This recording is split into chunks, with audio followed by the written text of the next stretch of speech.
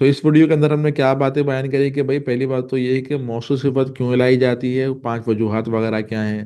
دوسری بات یہ ہے کہ موصوف صفت کے ترکیب کے تقریباً 6 اصول بیان کرے ہیں الگ الگ قسم کے آیتوں کے ذریعے سے، صحیح۔ اور تیسری بات موصوف صفت کا ترجمہ کرنے کا طریقہ کار وغیرہ کیا ہوتا ہے، یہ ساری کی ساری باتیں الحمدللہ اس ویڈیو کے اندر سمجھائی گئی ہیں۔ بسم اللہ الرحمن الرحیم۔ ہم نے توابع کی ایک سیریز شروع کری تھی جس کے اندر ہماری پہلی ویڈیو توابع کا جو تعارف تھا الحمدللہ ہماری وہ آ گئی تھی۔ یہ ہماری دوسری ویڈیو ہے، اس کے اندر انشاءاللہ صفت سے متعلق جو ہے بات کریں گے۔ جیسے کہ میں نے آپ لوگوں کو بتایا تھا کہ اس کورس کے اندر جو ہے وہ 6 ویڈیو آئیں گی، تو آج دوسری ویڈیو ہماری صفت سے متعلق ہے۔ اب اس صفت کی ویڈیو کے اندر کیا کیا اصول آئیں گے تو وہ میں آپ کے سامنے تھوڑا سا خلاصہ پہلے دکھا دیتا ہوں کہ اس ٹاپک کے اندر کیا کیا باتیں آئیں گی۔ سب سے پہلی بات تو یہ کہ بھئی صفت کیوں لائی جاتی ہے، صفت لانے کا مقصد کیا ہے۔ دوسرا، اگر موصوف صفت ہمیں معلوم ہو جائے کہ بھئی فلاں کلمہ موصوف ہے، فلاں صفت ہے، تو پھر ترجمہ کس طرح کرنا ہے۔ اور تیسری چیز یہ کہ موصوف صفت کی ترکیب کے نحوی اصول اور ترکیبیں وغیرہ کس طرح ہوتی ہیں، تو یہ انشاءاللہ میں آپ لوگوں کے سامنے رکھوں گا۔ اور نحوی ترکیب کے کچھ ایسے اصول بھی آپ کے سامنے آئیں گے جو ممکن ہے کہ آپ نے اس سے پہلے نہ سنے ہوں۔ بسم اللہ الرحمن الرحیم۔ تو سب سے پہلے کچھ باتیں میں نے اس سے پہلے کی ویڈیو میں کہی تھیں کہ جیسے کہ ایک بات میں نے یہ کہی کہ صفت جو ہوتی ہے وہ اچھی بھی ہوتی ہے، صفت بری بھی ہوتی ہے۔ جیسے کہ مثال کے طور پہ اعوذ باللہ من الشیطان الرجیم، اس کے اندر الشیطان موصوف ہے، الرجیم صفت ہے۔ اب یہ صفت کیا ہے شیطان کی، کہ شیطان مردود، یہ بری صفت ہے۔ بسم اللہ الرحمن الرحیم کے اندر لفظ اللہ موصوف ہے، الرحمن صفت ہے۔ اب یہ صفت کون سی ہے، یہ اچھی صفت ہے کہ اللہ رحمان ہے، صحیح۔ تو صفت بری بھی ہوتی ہے، صفت اچھی بھی ہوتی ہے، میں نے آپ سے پچھلی ویڈیو میں بتا دیا۔ علم الصیغہ ہدایت النحو کا کورس ہمارے پاس موجود ہے۔ اگر آپ یہ کورس لینا چاہتے ہیں تو آپ کو کانٹیکٹ نمبر نظر آ رہا ہوگا، اس پہ آ کے آپ کورس کی ڈیٹیل لے سکتے ہیں۔ علم الصیغہ کورس کے اندر کتاب کے حل کے ساتھ ساتھ 100 قرآنی صیغوں کا حل بھی موجود ہے، اور ہدایت النحو کورس کے اندر کتاب کے حل کے ساتھ ساتھ عبارت کا ترجمہ، تصریح اور 250 مثالوں کی ترکیبیں اس کے اندر موجود ہیں۔ دوسری ایک اور بات میں نے آپ لوگوں کو بتائی تھی پچھلی ویڈیو میں کہ یہ کلمہ صفت ہوتا ہے، یہ کلمہ صفت نہیں ہوتا۔ عربی کے اندر جب بھی آخر کے اندر گولتا آتی ہے اس سے پہلے فتحہ آتا ہے، جیسے کہ عائشہ، فاطمہ، سبورہ، طلاسہ، سب کے آخر میں کیا آ رہا ہے، گولتا، اس سے پہلے فتحہ۔ تو اسی طرح یہ کلمہ صفت نہیں ہوگا، اس کے آخر میں گولتا ہے، اس کو ہم کہیں گے صفت۔ اب آج کے سبق کے اندر کہ بھئی صفت کیوں لائی جاتی ہے، اس بات کو پہلے یہاں رکھ لیتے ہیں۔ تو دیکھیں صفت جو ہے نا 5 وجوہات کی بنا پر 5 مقاصد کے لیے صفت جو ہے وہ لائی جاتی ہے۔ اب وہ کون سے 5 مقاصد ہیں، تو ان کے اندر جو پہلا مقصد ہے وہ ہے توضیح۔ توضیح کا مطلب وضاحت کے لیے۔ کبھی کبھار صفت جو لائی جاتی ہے وہ کسی بات کی وضاحت کے لیے لائی جاتی ہے۔ جیسے کہ مثال کے طور پہ ایک بندہ ہے وہ عالم ہے، اور وہ عالم بندہ جو ہے وہ 3 4 لوگوں میں بیٹھا ہوا ہے نا، یعنی کہ 3 4 لوگ بیٹھے ہوئے، اس کے اندر وہ عالم بندے بھی بیٹھا ہوا ہے، ساری داڑھی ٹوپی والے بیٹھے ہوئے، مثال دے رہا ہوں، صحیح۔ اب سب داڑھی ٹوپی والے بیٹھے ہوئے، اس کے اندر ایک عالم بندہ بھی بیٹھا ہوا ہے، ایک بندہ مسئلہ پوچھنے کے لیے آیا، صحیح۔ اس نے دیکھا کہ تو سارے ہی مولوی بیٹھے ہوئے ہیں، تو پریشان سا ہو گیا نا کہ یار میں مسئلہ کس سے پوچھوں، سب داڑھی ٹوپی والے بیٹھے ہوئے ہیں، عالم ان کے اندر ایک ہے خالی۔ تو ایک بندہ وضاحت کے لیے بولے گا کہ بھائی یہ بندہ جو ہے مثال کے طور پہ یہ زید جو ہے یہ عالم ہے، یا یوں بولے گا بھائی مولانا زید صاحب یہ رہے۔ اب یہ یہاں پہ جو مولانا زید آ رہا ہے، یعنی کہ زید کی صفت کے ساتھ جو عالم لگ رہا ہے یا مولانا لگ رہا ہے، یہ کیوں لگ رہا ہے، یہ وضاحت کے لیے لگ رہا ہے کہ بھائی ان 5 بندوں کے اندر خالی ایک بندہ عالم ہے، اس بات کی وضاحت ہو رہی ہے۔ تو کبھی کبھار صفت کس لیے لائی جاتی ہے، وضاحت کرنے کے لیے، تاکہ سب کے سامنے واضح ہو جائے کہ فلاں بندے کے اندر یہ صفت ہے۔ تو کیا مثال، جیسے کہ مثال کے طور پہ جاءنی زیدون العالم، صحیح۔ اب یہاں پہ یہ وضاحت والا معاملہ کب ہوگا، یہ جب ہوگا جب موصوف اور صفت دونوں معرفہ ہوں، دونوں کیا ہوں، معرفہ ہوں، صحیح۔ اب یہاں پہ زید بھی معرفہ ہے جو کہ موصوف ہے، عالم بھی معرفہ ہے جو کہ صفت ہے۔ اچھا موصوف تو پتہ ہے نا کس کو کہتے ہیں، موصوف کہتے ہیں جس کی تعریف بیان ہو، جیسے کہ اللہ الرحمن، یعنی کہ بسم اللہ الرحمن الرحیم کے اندر جو لفظ اللہ اور لفظ رحمان ہے، تو رحمان تو صفت ہے، لیکن کس کی صفت ہے؟ لفظ اللہ کی، تو لفظ اللہ موصوف کہلائے گا، تو جس کی صفت ہو اس کو موصوف کہتے ہیں۔ تو یہاں پہ زیدن یہ کیا ہوگا؟ موصوف، اور یہ معرفہ ہے۔ تو جب موصوف صفت دونوں معرفہ ہو تو اس صورت کے اندر موصوف صفت کیوں لائی جاتی ہے؟ وضاحت کرنے کے لیے۔ اور اگر نکرہ ہو پھر کیوں لائی جائے گی، اس کو بھی دیکھ لیتے ہیں۔ تو اگر موصوف صفت دونوں نکرہ ہوں تو پھر جو صفت لانے کا مقصد ہوتا ہے وہ ہوتا ہے تخصیص۔ اب یہ تخصیص کیا چیز ہے اس کو بھی ذرا سمجھ لیں۔ تخصیص کہتے ہیں خاص کرنے کو، صحیح، کسی چیز کو خاص کر لینا۔ جیسے کہ مثال کے طور پہ 10 بندے جو ہے وہ گھر کے اندر رہتے ہوں، میں ایک مثال دے رہا ہوں، مجھے بتانا ہے کہ بھائی فلاں بندے کے بعد جانا تم، صحیح، تو میں کس طرح بتاؤں گا؟ مجھے نام وام نہیں پتا، مثال کے طور پہ میں بولوں گا کہ بھائی وہ جو ان 10 بندوں میں جو سب سے لمبا ہوگا، صحیح، تم اس کے پاس جانا۔ تو میں نے کس طرح بیان کیا؟ جو سب سے لمبا ہوگا۔ اب مثال کے طور پہ 10 کے اندر وہ بندہ سب سے لمبا ہے۔ اب یہ کیا کر لیا میں نے یہ جو اس کی صفت ہے نا لمبے ہونے کو، میں نے اس کے ساتھ خاص کر دیا، یعنی کہ 10 بندوں کے اندر لمبے ہونے کی صفت کے ذریعے سے اس ایک بندے کو میں نے خاص کر دیا کہ بھئی وہ ایک بندہ خاص ہے جو سب سے لمبا ہے، صحیح۔ تو کبھی کبھار کیا ہوتا ہے کہ صفت کسی کو خاص کرنے کے لیے، یا یوں سمجھ لیں کسی کو سیپریٹ کرنے کے لیے لائی جاتی ہے۔ اب یہ 10 بندوں میں جو سب سے لمبا ہوگا وہ کیا ہوگا؟ سب سے الگ ہو جائے گا ابھی، صحیح، یعنی کہ اب یہ بندہ اسی کے پاس جائے گا۔ لیکن یہ کب ہوگا؟ جب موصوف صفت دونوں نکرہ ہوں۔ جیسے کہ اوپر والی ہی مثال دیکھ لیں، جا انی زیدن العالم، اگر میں اس کو نکرہ کر دوں گا تو کیا بنے گی؟ جا انی رجل عالم۔ اب یہاں پہ موصوف نکرہ ہے اور عالم صفت بھی کیا ہے؟ نکرہ ہے۔ اب جب اس طرح کی صورت ہو دونوں نکرہ ہو تو پھر معنی کون سا دے گا؟ پھر خاص کرنے کا معنی دے گا، کسی چیز کو خاص کر لے گا، یعنی کہ کچھ لوگوں سے سیپریٹ کر لے گا، یوں سمجھ لیں۔ کتنے مقاصد ہوگا؟ 2 مقصد ہو گئے، 5 مقصد کے لیے آتی ہے نا۔ تیسرا مقصد کیا ہے؟ تیسرا مقصد ہے مدح۔ مدح کسے کہتے ہیں؟ مدح کہتے ہیں تعریف کو۔ اب جیسے کہ مثال کے طور پہ ہم کہتے ہیں، بار بار کہتے ہیں، کہنا بھی چاہیے، بسم اللہ کی مثال لے لیں، جیسے کہ مثال کے طور پہ بسم اللہ ہے، اس کے اندر کیا ہے؟ لفظ اللہ ہے، اس کے بعد اللہ تعالیٰ کی تعریف ہے کیا؟ الرحمن، صحیح، اللہ تعالیٰ کی صفت ہے الرحمن۔ اب ہم نہ ہی کسی کو وضاحت کرنا مقصد ہے، ہم مثال کے طور پر بار بار کہتے ہیں کہ بھائی اللہ تعالیٰ رحمان ہے، رحیم ہے، ہم کہتے ہیں بار بار یہ بات، صحیح۔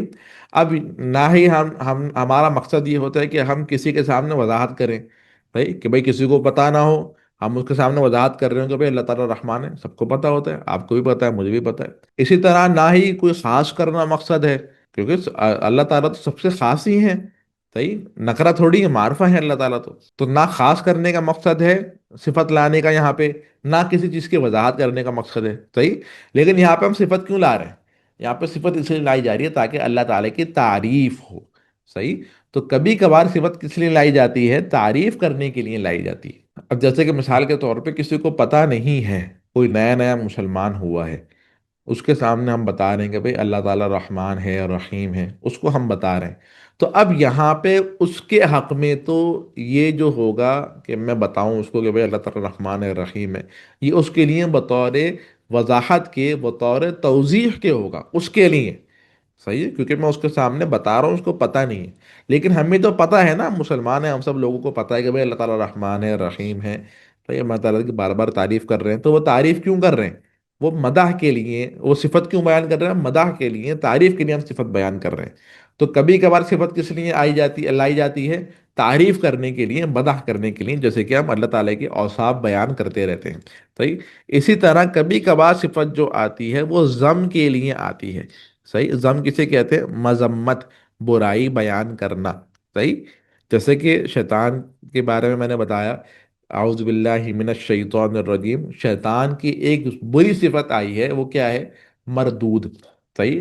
اب یہ بات بھی سب کو پتا ہے کہ بھائی شیطان مردود ہے، اللہ تعالیٰ کے رحمت سے دور ہے، سب کو پتا ہے یہ بات، صحیح۔ لیکن پھر بھی ہم بار بار پڑھتے ہیں، بار بار اعوذ باللہ من الشیطان الرجیم، اعوذ باللہ من الشیطان الرجیم، بار بار پڑھتے ہیں۔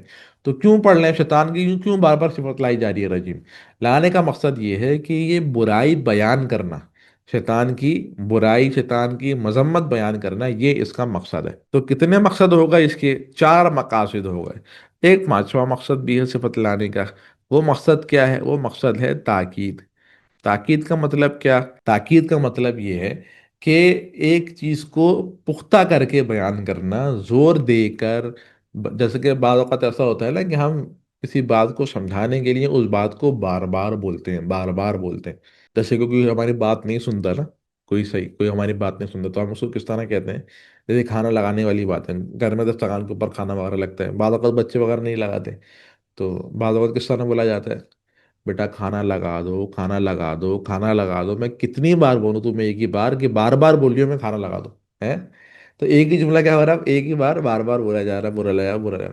तो ये होती है ताकीद, कि एक बात को बार बार बोलना, ताकि बात में वजन पैदा हो, मजबूती के साथ बोलना। तो ताकीद किसे कहते हैं? बात को मजबूत करने के लिए बाद का जुमले को दोहराया जाता है या किसी लफ्ज को दोहराया जाता है, right? अब जैसे कुरान करीम के अंदर है, वनुफिखा फिस्सूरी नफखा। नुफीखा का मतलब है फूकना।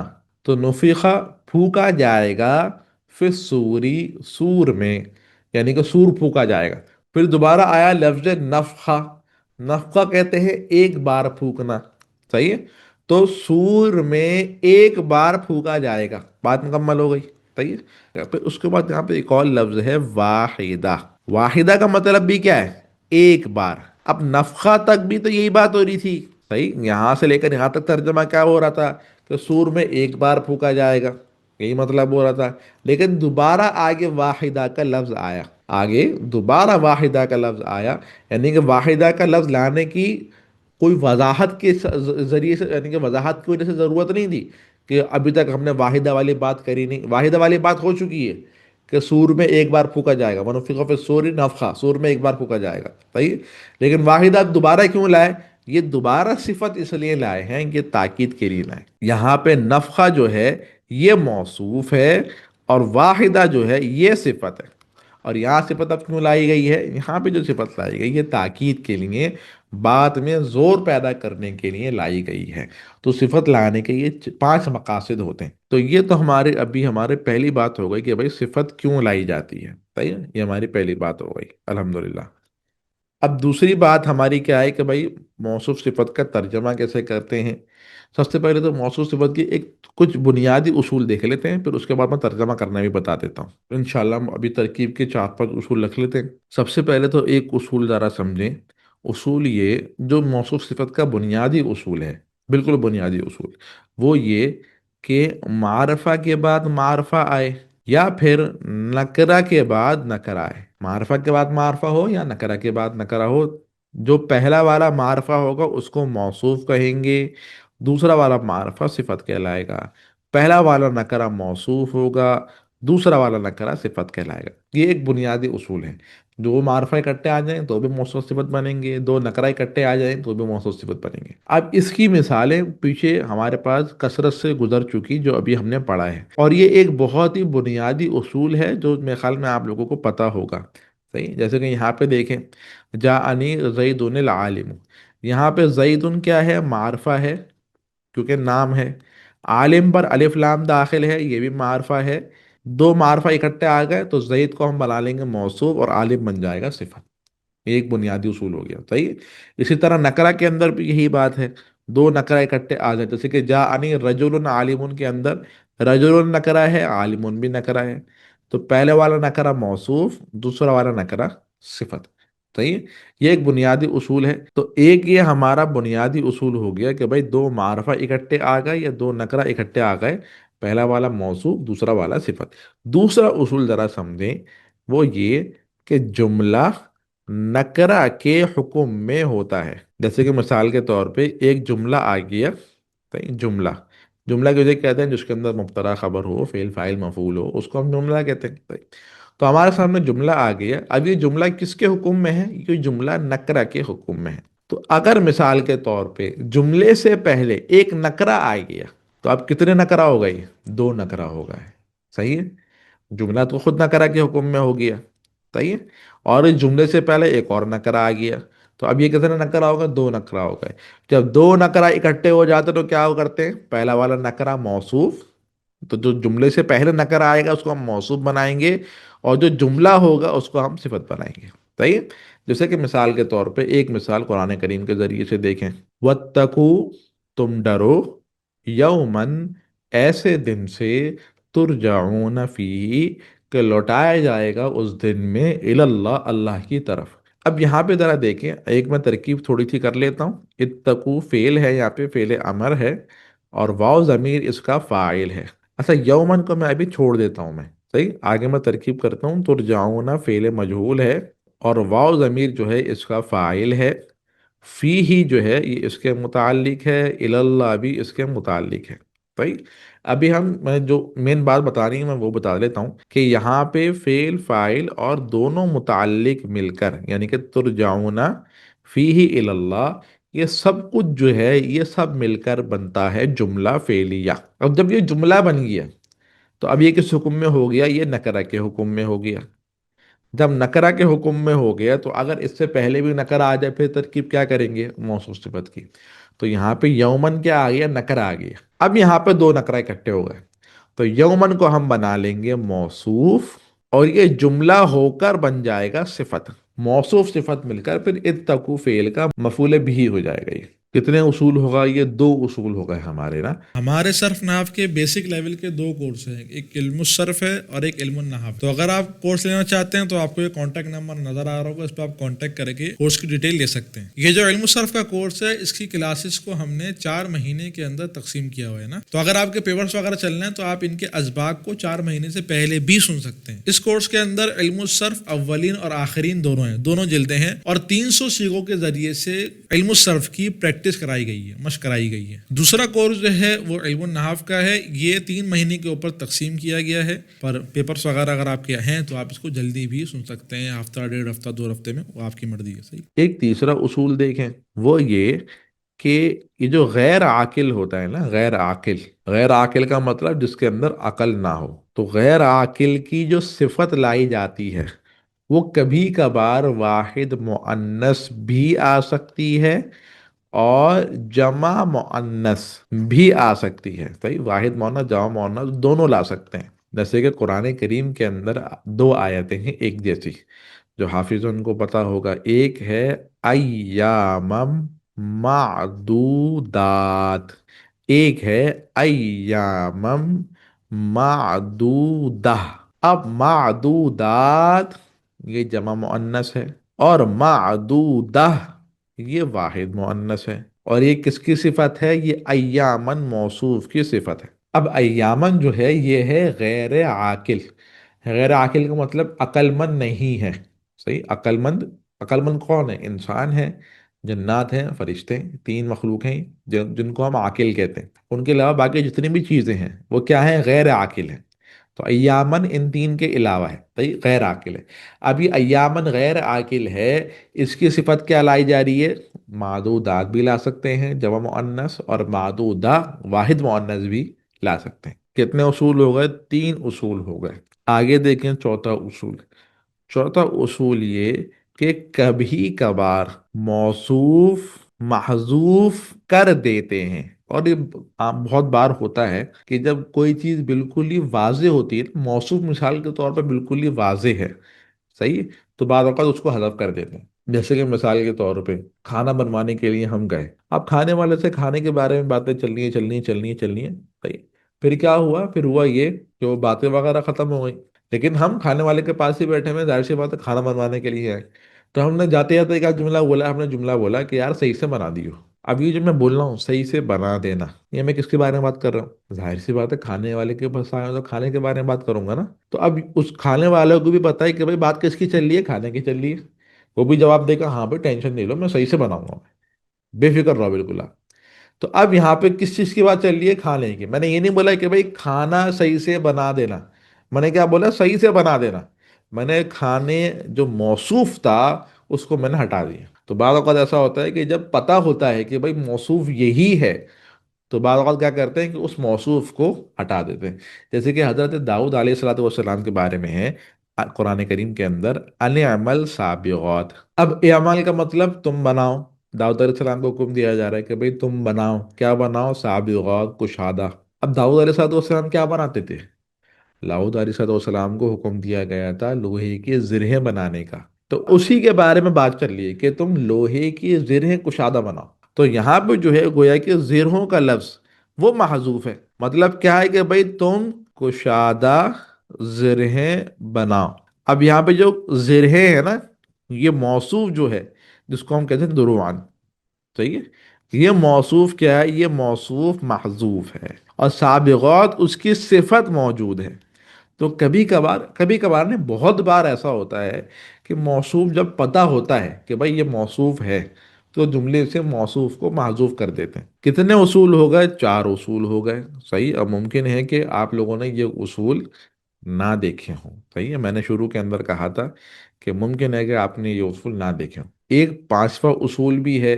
وہ کیا ہے کہ کبھی کبھار موصوف اور صفت کے درمیان میں فاصلہ آ جاتا ہے. جیسے کہ قرآن کریم کے اندر ہے فسبحان اللہ عما یصفون، اس کے بعد عالم الغیبی والشہادتی. سبحان اللہ کہ بھائی اللہ پاک ہے، عما یصفون ان چیزوں سے جن کو وہ لوگ بیان کرتے ہیں. یعنی کہ جو وہ لوگ باتیں بیان کرتے ہیں، اللہ تعالیٰ تو ان باتوں سے پاک ہے. صحیح. اب یہاں پہ بات ہو گئی. اس کے بعد اللہ تعالیٰ کے بارے میں بات چل رہی ہے کہ اللہ تعالیٰ کیا؟ عالم الغیبی والشہادہ، کہ جو چھپی ہوئی باتوں کو، پوشیدہ باتوں کو اور ظاہری باتوں کو جاننے والا ہے. صحیح. اب یہ بات یہ اللہ تعالیٰ کی بات ہے کہ اللہ تعالیٰ کون ہے؟ کہ بھائی جو چھپی ہوئی اور ظاہری باتوں کو سب کو جاننے والا ہے. صحیح. یہ ہے صفت کس کی؟ اللہ تعالیٰ کی. لفظ اللہ موصوف ہے اور آگے یہ صفت ہے، اور بیچ کے اندر یہ عما یصفون ایک فاصلہ آ گیا عما یصفون کے ذریعے سے. اچھا ایک بات اور کہ بھائی موصوف صفت کا اعراب بھی ایک ہوتا ہے نا. تو اگر اعراب دیکھیں تو سبحان اللہ عما یصفون عالم الغیبی والشہادتی. اگر موصوف مکسور ہے، لفظ اللہ یہاں پہ مکسور ہے، صحیح، تو صفت بھی کیا ہوگی؟ مکسور ہوگی. اسی لیے عالم بھی مکسور اور غیبی و شہادہ یہ سب کیا ہے؟ مکسور ہے. تو کبھی کبھار ایسا ہوتا ہے کہ موصوف صفت کے درمیان میں ایک فاصلہ آ جاتا ہے، یعنی کہ موصوف پہلے پھر اس کے بعد فاصلہ اور اس کے بعد صفت آتی ہے. کبھی کبھار ایسا بھی ہوتا ہے. کتنے اصول ہو گئے؟ وہی 5 اصول ہو گئے. ایک چھٹا اصول بھی دیکھ لیں. ابھی چھٹا اصول ایسا ہے کہ اس کی مثال نہیں ہو سکتی. صحیح. چھٹا اصول کیا ہے؟ چھٹا اصول یہ کہ ضمیر نہ موصوف بنتی ہے نہ صفت. اصل میں بعض اوقات ایسا ہوتا ہے جیسے کہ میں نے اوپر اصول بیان کیا نا، کہ جب 2 نکرہ اکٹھے آ گئے یا 2 معرفہ اکٹھے آ گئے تو پہلے والے کو موصوف دوسرے والے کو صفت کہیں گے. صحیح. اب مسئلہ یہ ہے کہ بھئی ضمیر بھی معرفہ ہے، تو اگر ضمیر کے بعد معرفہ آ جائے یا ضمیر معرفہ کے بعد آ جائے تو کیا اب موصوف صفت کی ترکیب کریں گے؟ نہیں. ضمیر کے اندر نہ موصوف بنے گا نہ صفت، یعنی کہ ضمیر نہ موصوف بنے گی نہ صفت بنے گی. یہ بات بالکل فکس ہے. تو کتنے اصول ہو گئے بھائی؟ یہ ماشاءاللہ سے 6 اصول ہو گئے، اور ان کی قرآنی مثالیں بھی آپ کے سامنے الحمدللہ آ گئیں. اب ہماری ایک آخری بات باقی ہے. وہ آخری بات کیا ہے؟ پہلا پوائنٹ ہو گیا، تیسرا پوائنٹ ہو گیا، اب دوسرا پوائنٹ باقی ہے کہ موصوف صفت کا ترجمہ کیسے کرتے ہیں. تو ترجمہ کرنے کا طریقہ کار بہت ہی آسان ہے. صحیح. ہمارے پاس موصوف صفت کی 2 کیٹیگری آتی ہیں. صحیح. پہلے کو ہم کہتے ہیں کہ بھائی موصوف صفت دونوں معرفہ ہیں، معرفہ پلس معرفہ. ایک صورت تو یہ. ایک کیٹیگری یہ آتی ہے کہ بھائی نکرہ پلس نکرہ. صحیح. موصوف صفت 2 قسم کے ہوتے ہیں. معرفہ اگر موصوف صفت دونوں معرفہ ہو ترجمہ تھوڑا مختلف ہوتا ہے، اگر دونوں نکرہ ہو ترجمہ تھوڑا مختلف ہوتا ہے. صحیح ہے. لیکن ان دونوں کے ترجمے کرنے سے پہلے ایک ترجمہ موصوف صفت کا ایک اور آتا ہے. صحیح ہے. وہ دونوں میں چل جاتا ہے، معرفہ ہو یا نکرہ ہو. وہ کیا طریقہ کار ہوتا ہے؟ طریقہ اول کر کے میں لکھ دیتا ہوں میں تاکہ ذہن کے اندر آ جائے. یہ طریقہ دوم ہوگا. یہ والا طریقہ دوم ہوگا. طریقہ اول کیا ہے؟ کہ صفت کا ترجمہ پہلے، موصوف کا ترجمہ بعد میں کرنا ہے. ایک طریقہ کاری کے. اب جیسے کہ مثال کے طور پہ کچھ مثالیں دیکھ لیں، جیسے کہ ان عمل سابقات. صحیح. اب یہاں پہ ایک تو خیر موصوف محذوف ہے دروان یہ، تو یہ موصوف کیا ہے؟ یہ محذوف ہے، صحیح، گویا کہ یہ اس طرح ہے، سابغات کا مطلب کشادہ، صحیح۔ اب یہاں پہ ذرا دیکھیں، تم کشادہ زرہ بناؤ، یہ ترجمہ کیا، صحیح۔ تو یہاں پہ پہلے ترجمہ کس کا کیا؟ کشادہ کا، جو کہ صفت ہے، صحیح۔ دوبارہ دوسرا ترجمہ کس کا کیا؟ دروان، جو کہ موصوف ہے، تو پہلے صفت بعدوں کا ترجمہ پہلے صفت کا کر لیں گے، صحیح، اور پھر موصوف کا ترجمہ کریں گے۔ تو ایک طریقہ کار تو یہ ہوتا ہے کہ بھئی پہلے آپ صفت کا ترجمہ لے آؤ، پھر موصوف کا ترجمہ لے آؤ۔ ایک اور مثال دیکھ لیں اس کی، جیسے کہ یہ دو مثالیں دیکھ لیں، میرے پاس عالم، یعنی کہ مطلب مولانا، صحیح، میرے پاس مولانا زید آئے۔ اب یہاں پہ کیا کیا کہ پہلے ترجمہ کس کا کر دیا؟ صفت کا، عالم کا ترجمہ پہلے لیا ہے اور موصوف کا ترجمہ بعد میں لیا ہے، صحیح۔ تو اور دوسری مثال یہ لے لیں کہ میرے پاس جو ہے وہ عالم آدمی آیا۔ اب یہاں پہ عالم کا ترجمہ پہلے اور آدمی کا ترجمہ بعد میں کرنا۔ تو ایک طریقہ کار یہ ہوتا ہے۔ دوسرا طریقہ کار کیا ہوتا ہے؟ دوسرا طریقہ کار یہ ہوتا ہے موصوف صفت کے ترجمہ کرنے کا کہ پہلے ترجمہ موصوف کا کریں گے، پھر ترجمہ صفت کا کریں گے، لیکن اگر موصوف صفت دونوں معرفہ ہیں تو ترجمے کے اندر موصوف سے پہلے لفظ وہ لے آئیں گے، اور اگر موصوف اور صفت دونوں نکرہ ہیں تو ترجمے کے اندر موصوف سے پہلے لفظ ایسا لے آئیں گے، صحیح۔ تو کیا اصول ہوگا کہ بھائی اگر موصوف صفت معرفہ ہے تو پہلے موصوف کا ترجمہ کریں گے، پھر صفت کا کریں گے، لیکن موصوف کے ترجمے سے پہلے لفظ وہ لے آئیں گے، صحیح۔ اور اگر نکرہ ہے تو موصوف کے لفظ سے پہلے لفظ ایسا لے آئیں گے، صحیح۔ اب یہاں پہ اسی اصول کو ہم یہاں پہ اپلائی کر کے دیکھ لیتے ہیں ان دونوں مثالوں میں۔ جاءنی زید العالم، اب پہلے ترجمہ میں موصوف کا ہی کروں گا، صحیح، جیسے کہ جاءنی، میرے پاس، اب یہاں پہ موصوف صفت کیا ہے؟ معرفہ ہے نا، تو لفظ وہ لگا لوں گا، میرے پاس وہ زید آیا جو عالم تھا۔ اب یہاں پہ لفظ کیا لگا دیا؟ وہ لگا دیا موصوف کے ترجمہ کرنے سے پہلے۔ اسی طرح اگر موصوف صفت دونوں نکرہ ہیں تو موصوف کے ترجمے کرنے سے پہلے لفظ ایسا لگا دیں گے۔ اب کیا ترجمہ بنے گا کہ میرے پاس ایسا آدمی آیا، اب یہاں پہ لفظ ایسا لگا دیا جو کہ عالم تھا، صحیح۔ تو یہ موصوف صفت کے ترجمہ کرنے کے دو طریقے ہوتے ہیں۔ تو امید ہے آپ کو یہ ویڈیو پوری سمجھ میں آئی ہوگی۔ تو اس ویڈیو کے اندر ہم نے کیا باتیں بیان کری کہ بھائی پہلی بات تو یہ ہے کہ موصوف صفت کیوں لائی جاتی ہے، 5 وجوہات وغیرہ کیا ہیں۔ دوسری بات یہ ہے کہ موصوف صفت کے ترکیب کے تقریباً 6 اصول بیان کرے ہیں الگ الگ قسم کے آیتوں کے ذریعے سے، صحیح۔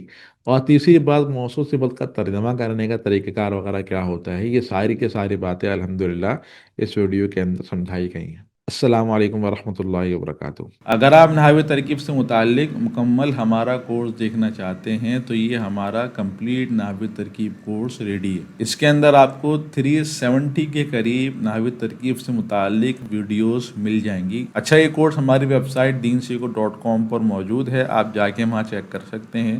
اس کے اندر یہ جو ٹاپک آپ کو لکھے ہوئے نظر آ رہے ہیں، یہ سارے کے سارے ٹاپک اس کورس کے اندر موجود ہیں۔ باقی کورس کا پڑھانے کا طریقہ ہمارا یہ ہے کہ اس کے اندر ہم قرآن کریم کی آیتوں کے ذریعے سے نحوی ترکیب کے اصولوں کو سمجھاتے ہیں۔